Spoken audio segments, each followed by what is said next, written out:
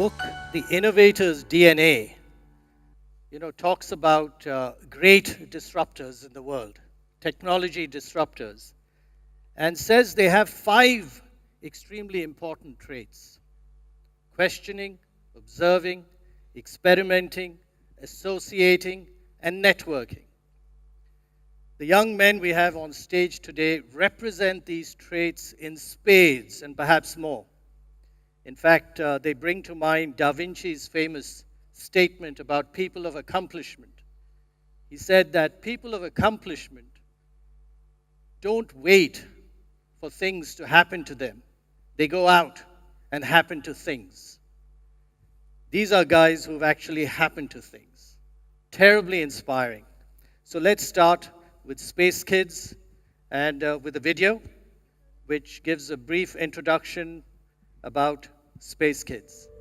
I want to become an astronaut when I grow up. When I grow up, I become a scientist. After I grow, I want to become a NASA scientist. We as young generations are pressurized by our parents to join these careers such as medicine, engineering, and then MBA. What I feel personally is there is a life more than that. There's an entire space to explore. And I personally had a big dream to make a satellite when I grow up. Aerospace is one such thing that you cannot read through the textbooks. Of course, though the equations and all come from the books, it needs a lot of practical experience, like making of rockets and satellites need absolutely doing with your hands.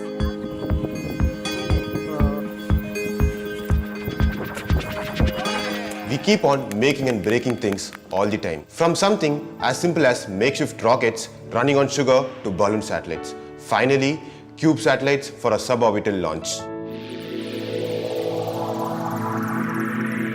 After one of our successful projects, we asked ma'am to make us gulab jamun as a treat because we are all very excited that we had finally finished this. So while eating them, Rifat came up with an idea to make a satellite which is in the size of a gulab jamun. So it will be much lighter and much smaller. The size and the weight makes a real impact on launching a satellite. And that's how we made the lightest and the smallest satellite, Kalamsat. After 2 years of research, we built our Kalamsat, which is just 64 grams, and first time fully 3D printer with 10 sensors, which was launched into space by the US Space Agency, NASA. There were so many payloads in the mission, and ours was the only satellite, the only one from India. And it was selected from about 86,000 entries from all over the world.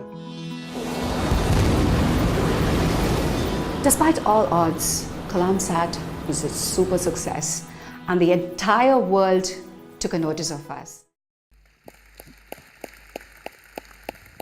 Fabulous story, guys. So before we come to the gulab jamun, right? How did you get interested in aerospace? I really didn't know. It just happened for me. Just happened, huh? Yes. Okay. Honest answer. How about you, Tanish? I went into a boarding school, and since standard 8, I had this idea of becoming an aerospace engineer, and my seniors also recommended me to proceed. So that's how I got into this. Okay. So from what I hear, July 2015 was a very special month for you guys. What happened then? One fine college day, it's just a usual day at college where we have been going around. We saw this bulletin on notice board that an educational trip to NASA, which is organized by SpaceKidz India, where we were really excited that if there is a possibility of opportunity of going to NASA.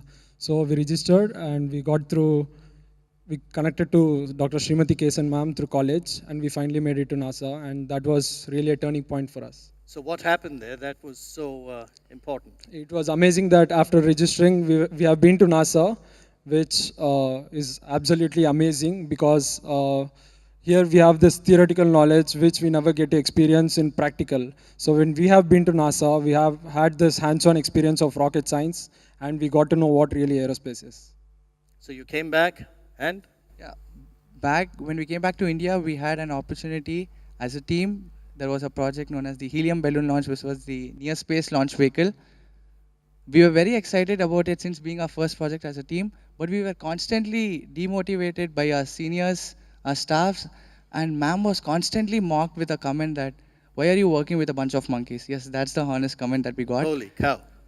So despite all odds, we kept all this negativity aside and we went to sweep the Linka Book of Records for the helium balloon launch, the first ever Indians to do so. So you hit the Limca Book of Records. Then you were going to hit other records. So tell us about the rest of the journey. That was our first success, where we were the first ever Indian students to launch an helium balloon with the record of reaching about 107,000 feet. So tasting that little bit of success, we didn't want to stop there. We further took a step ahead that we wanted to make satellites, which would be like suborbital launches, where we These are the enter, 10 centimeter ones. yeah, where we enter into the real space and experience it. So that was another milestone. And what happened to that? You shipped it? Yes. Yeah, and then one fine evening when we shipped a Cube satellite, like he has mentioned, we were very happy and excited. So we forced ma'am to make gulab jamuns for us. You know, that's our favorite dish. So after constant forcing, because everyone was tired and it was very late, so she's like, okay, fine, I'll make it for you guys. She made, and then while eating, when we all sat down to eat, Rifat randomly came up with a thought that, what if satellites were of this size? And Kasif, who's the lead engineer, he's very sleepy and he's like, yeah, those are into femto categories.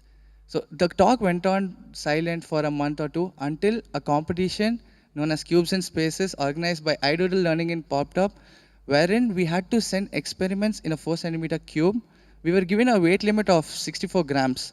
So your experiment had to be within that and it had to be in a 4 centimeter cube, it had to fit. So then the idea of this thing revoked.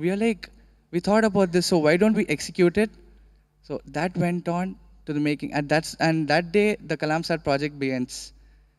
That's when it was approved as a project, and then what did you do? So You had to. Kasif documented this proposal, as in it got approved in a very funny way. I can tell you, the CEO of iDoodle Learning commented that I literally fell off my chair. Is this really possible? So we in return replied, yes, it is possible and we'll do it for you. So that's when we started our research. Now the thing was, we had to start from very basic. It wasn't available in the market, this experiment, this research, nobody had done it before, so we had to start from the very scratch. So like first 3-4 months went on to figuring out how to make a material that could really survive in space. We could not use metals, as in we were given the weight, so we had to do it within that. So Vinay put in a lot of efforts, he's a structural engineer. We came up with different materials that had to pass through test. Test being in a satellite is being tested in heat, freeze, and then gravitational forces. You had access to some good labs and so on? Or? Frankly speaking, we did not have any labs at that time. We made a use of the available resources. For example, the dining hall, the kitchen, and whatever we could. You're kidding. I'm kitchen, not huh? I'll Back give to you the gulab jamun. I'll give you some example. I'm not kidding. So basically the 3 tests like I've mentioned, we put those structures when we were experimenting, researching. We put, for example, the boiling. We put the structure that we made into a bowl of boiling water to check if it's withstanding even 100 degrees Celsius. For the freezing test, we put it into a deep freezer. And then for the gravitational test, we just taped it to a fan and rotated it to its maximum speed. So this is how we did the engineering right. I don't know if this is creativity or jugaad. Dr. Mashelkar can draw the fine line of distinction, but fantastic, fantastic. Okay. So the kitchen cabinet worked, yeah. And what happened next? And then we finally landed up with this material known as reinforced carbon fiber polymer. That is what the Kalamsat structure is made of. The next we were planning to, we had our own motherboards to be made. We had to program that so that the sensors responded well at every altitude at any given amount of time. So another 2-3 months went off researching about the experiments, the equipments that we had to put into Kalamsat. So like after 8 to 9 months of solid work, we literally shipped that product off to US. Fabulous. And it was launched when? It was launched on 22nd June of 2017. And how long did it spend in space? It was a 240-minute mission. Kalamsat spent 240 minutes in space. And where did it go after that? After that, it got retrieved. It's basically a suborbital launch. It was a suborbital launch. It was retrieved the very day. Yeah? You have it? Yeah, I actually have it. The actual one? We'll show it to the... So this is Kalamsat. This is the original one that went onto a rocket. The gulab jamun turned into satellite. Doesn't look like a gulab jamun, but who cares, right? Fantastic. So, tell me, guys, amazing story, amazing. You know, you talk about association and so on. Classic, it should be featured in a book. Going through all this, which you did at a very young age, what is the, I don't want to oversimplify it, but what's the one lesson that you learned that you think you should share with us? It's a difficult question, though I would say that it would be teamwork, because that's the only thing which we had this longest journey where we could come all through this. That's Teamwork. how, yeah. So I talking could about quote it team. like one for all for one. That's what. Yeah, could like be the done. Musketeers. Good. Yes. So talking about teamwork, there was a biologist in your team, right? Yes. What was that about? Okay, so Kalamsat just did not carry electronical instruments to measure the radiations and everything, but it carried two types of seeds. Those were the basil and the sunflower seed. Now you may be like, why seeds? Yeah. So recently, all the space agencies on a space race, again, we can tell it, because everybody is looking to how should we colonize Mars? How do we get to the moon? How do we leave Earth? So in order to colonize a planet, you do need agriculture over there for us to survive, the humans. So Gobi, the biologist of our team, he's researching upon how to do agriculture without water. So basically a waterless agriculture. So that's how. Our first Super. And was the weight of the seeds counted in the weight of the satellite? Yes, we made it within that. So what was the... It was, the guideline said 64 grams, but we did it in 63.54 to be precise. And the 4 centimeter cube was minimized by 3.8 centimeter. So we did it. Terrific. So tell me, Tanishq, what is your one learning? Like from my personal experiences, what the team came across, I would tell that if you have to do something in life, you just go for it. There'll be people who will be standing for you, who will be mocking at you. The people who want to stand with you will be there, and the people who want to mock will always mock. So let's leave the odd aside and go with the positive attitude. Like, okay, that's my goal and I have to reach it. So that's it. That's how we did it. Super inspiring SpaceKidz, gentlemen. And let's not forget your mentor, Dr. Kasten. She deserves credit as well for what happened. She's the backbone of everything. The backbone. Yes. Okay. Now I think we've got about a minute and a half. So before I kind of conclude, is there anything else that you guys would like to say in the next 20, I would like 30 to put seconds? Up one thing. SpaceKidz India is a small organization, even though our aspirations are above sky. So kindly, if anyone could support the philanthropists here who could support us through the small fundings, we can take our research further. And I can tell you, I promise you, we can get the best products and services for the country in future.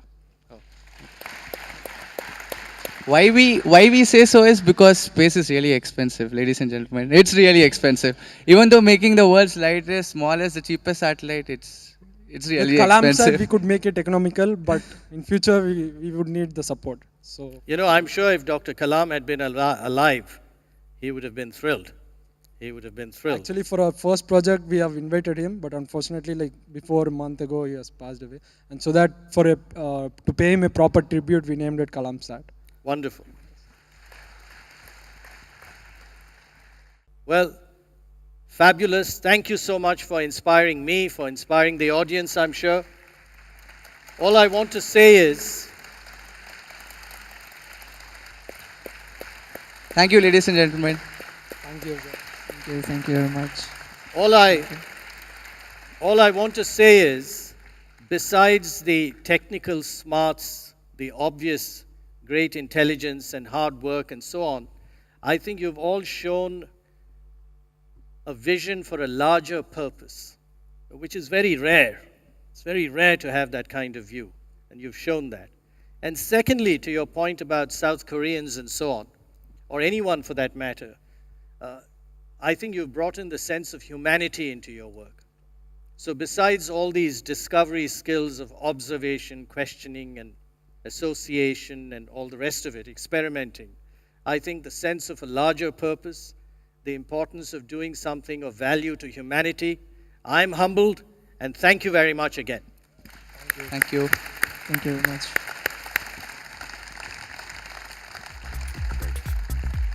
Thank you.